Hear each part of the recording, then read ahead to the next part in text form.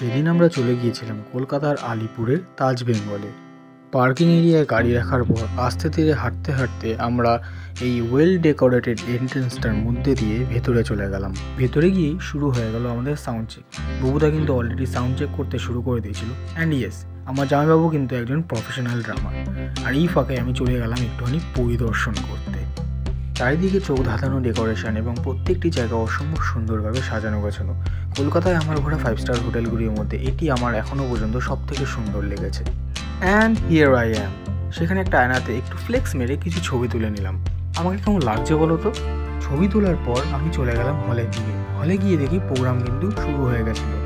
চারিদিকে ডেকোরেশন এবং কারুকার্যগুলো কিন্তু সত্যি অসম্ভব সুন্দর। ঠিক কিছুক্ষণ পরেই শুরু হয়ে যায় শো।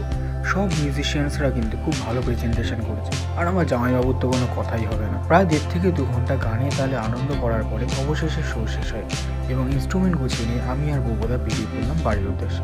তাজ বেঙ্গল কিন্তু সত্যি খুব সুন্দর জায়গা। পার্সোনালি আমার খুব ভালো লেগেছে। চলো দেখা হচ্ছে নেক্সট।